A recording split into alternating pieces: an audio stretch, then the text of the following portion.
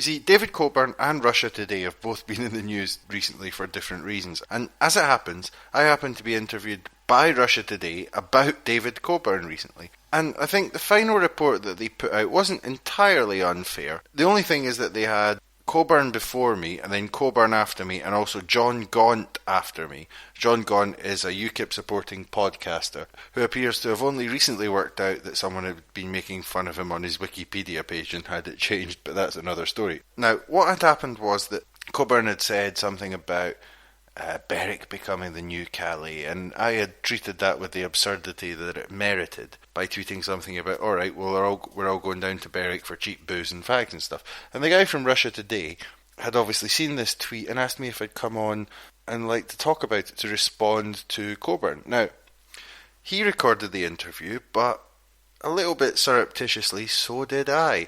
And you can find a link to the story that was actually broadcast in the show notes of this podcast. However, I think when you listen to actually how it transpired, unedited, then you can hear that he was slightly trying to provoke me into, reacting with more with the gut than with the brain. And it's probably quite useful for independence campaigners to understand that there might be quite a lot of this in the future. If a second referendum's coming up, you may get a call and they may try to provoke you, and you should be wary. So here's how this one played out. I'll let you have a listen.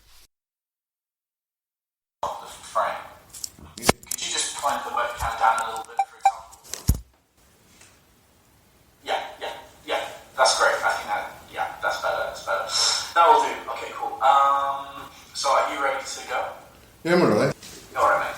Well, I just want to read you some of the extracts of what Mr. Coburn has said. So he said that Berwick upon Tweed would become Calais if Scotland were to seek independence, that we then need a barbed wire frontier. He's also gone on to say that Sturgeon's refugee hospitality is really aimed at importing pro-independence voters because she knows that she otherwise wouldn't win an independence vote. So please go for a free-for-all in reaction. Well, I mean, I'll start with the second one there. It's slightly absurd to say that they're importing yes voters. I think a lot of the people coming are not interested in that particular issue, or at least they wouldn't be until they had come for a while. And who's to say they would support yes?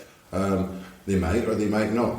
At the moment, there isn't a Scottish border. How could this possibly be the case that Nicola Sturgeon is personally vetting people at the border to see if they would vote yes? It's an absurd suggestion, and it's not the first absurd suggestion that David Coburn has made. With regard to the hard border, there's no particular reason why there must be a hard border. I mean, even now, Theresa May is saying they don't want a hard border with Northern Ireland and Southern Ireland. And why would they? If it's not necessary to do it, then why should you do it? To me, it all seems more like political bluster. The UKIP's trying to stoke up fear of immigration and foreigners, which has been their usual tactic for a number of elections, but in this case they're trying to use it as a way to try and beat down the threat of Scottish independence. Also the fact, just to come back to the first one, that Coburn is suggesting that they need to import yes voters. At the moment, for the first time ever, we've seen 3 or 4 or 5 polls consecutively showing there is a majority for Scottish independence. Not a massive one, that's certainly true. It's 51, 49, 50.5, 49.5. But the polls have consecutively showed that the situation has changed. What do you make of this kind of accusation that this kind of refugee hospitality in Scotland's gone mad, that they're having to be stuck on islands, so to speak? What do you make of that? Well, actually, it's quite funny. What they referred to was sticking them on the remote island of Bute, and I think that was in the Mail. Might have been the Express, but I think it was the Daily Mail. And it actually shows their ignorance of Scotland. I think it's the idea that if it's not on the London or underground or overground, then it's remote. The Isle of Bute is an hour and a half away from Glasgow. It's not far at all. You can get there with a simple train and a quick ferry. Plus, they said that people were unhappy about being on the island, and immediately after that, through Scottish social media, there was 100 refutations of that from people on the island and from immigrants themselves, people who'd been put there saying, we've not got any problem with the place at all, the people are nice, obviously there's a problem with employment, but that might be a bigger problem anywhere else in the country as well. And these people have only been given 5-year visas. They've not been given full status as well. So, mate, I'm trying to understand what is the kind of broader context of this. I mean, where did kind of Coburn's refugee-phobic comments fall into the kind of the general mainstream mood right now in Scotland? I don't have my finger on its pulse. Could you paint the picture for me? Well, in general, it's not many people take David Coburn particularly seriously. I have to say, he's quite gaff-ridden. Many people say that he's quite intelligent, but doesn't seem to come out when he speaks. Very often when he speaks, it's just like he's opened his mouth and let the last thing he's written on the back of a cigarette packet fall out. And that's often the way it comes across. You just have to put it in the broader context of UKIP rhetoric. How did they win the Brexit vote? By stoking up fears about immigration. How are they trying to stave off a Scottish independence threat? By stoking up fears of immigration. UKIP is kind of negligent in Scotland. Even with a proportional representation system in the Scottish Parliament, they don't have any seats. They only sneaked in on one on the European vote, and even then it came as a major surprise, possibly because of the low turnout. UKIP is not considered a major player in Scotland. It's very different to the situation down south. Michael, thank you so much, buddy. Do you have any other comments to add on this? Thank you so much for everything you said so far. No, you'd have to think, why would someone want to put a hard border there? If there's no technical reason to do it, why would they want to do it? The only thing they would be doing is actually making an effective trade barrier. Because if you think about the routes that people take to get into Britain through immigration, then they'll come over the Mediterranean, or they'll come up through the Balkans. Now, are you really suggesting... Because, also, sorry, UKIP have often suggested that it's not a problem with EU migration, it's from migration out with the EU. So are they really suggesting that people are going to do all that way around Europe, then get to sort of the north of France, then get on a small boat, do an end run around England to come back into Scotland, then just to go back down south of the border through Scotland back down to England? It's an absurd suggestion. It's really not even worthy of comment. That's all I can say. Sure.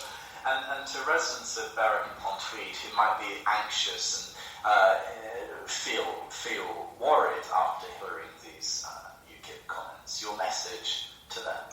Well, funnily enough, it was something of a joke, but they did run a referendum in Berwick-upon-Tweed. There's Berwick on the Scottish side and Berwick-upon-Tweed on the English side. And they did run a referendum, and they actually said they wouldn't mind being part of a new independent Scotland if it happened. So I don't think I have to say anything to them. They can make their own minds up. Thank you very much, buddy. Do you know anything, just speaking informally, about what the kind of composition of this Berwick-upon-Tweed place is? I mean, you just mentioned it's kind of roughly pro-independence. No, I'm not an expert on Berwick-upon-Tweed, sorry. All right, buddy. Thank you so much for your time, Michael. How would you like me to put down your kind of title? Should I put podcaster and then put your... Yeah. Podcast. What should I... Podcaster for... Scottish Indepence podcast. And there you go. Keep an eye open for that last little, just another thing question. That's a technique they use quite often. But that's also it for this episode. And going back to the conversation with Billy Kay, although the music I use on this podcast is usually very international and from all sorts of different places, after what he was saying, I think we need something Scottish. So for this one, I'm just playing this because it's absolutely stunning. Speak to you next time. Now whistling winds and slaughtering guns bring autumn's pleasant weather. The moor called springs on whirring wings among the blooming heather. Now waving grain wide o'er the plain delights the weary farmer, and the moon shines bright when I rove at night to muse upon my charmer. The partridge loose the fruitful fells, the plover loose the mountains, The woodcock haunts the lonely dells, the soaring hern, the fountains. Through lofty groves the cushat roves, the path of man to shun it. The hazel bush hangs the thrush, the spreading thorn, the linnet. Thus every kind their pleasure find, the savage and the tender. Some social join and leagues combine, some solitary wander. Avant wave the cruel sway, tyrannic man's dominion, the sportsman's joy, the murdering cry, the fluttering gory pinion. But Peggy dear, the evening's clear, thick flies a skimming swallow. The sky is blue, the fields in view, all fading green and yellow.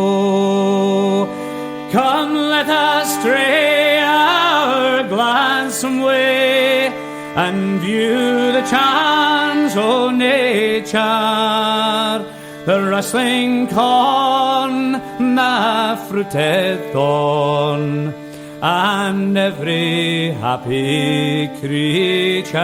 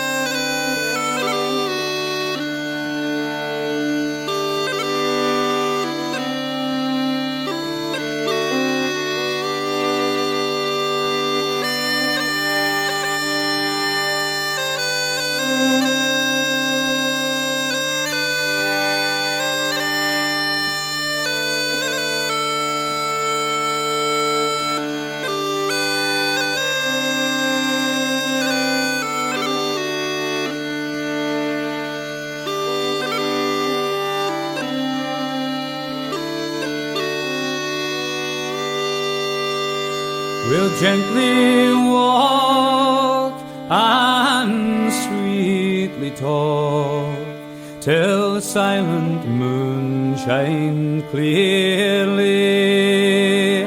I'll grasp thy waist and fondly pressed swear how I lure thee dearly. Not vernal showers to budding flowers, not autumn to the farmer, so dear can be as thou to me, my fair and lovely charmer.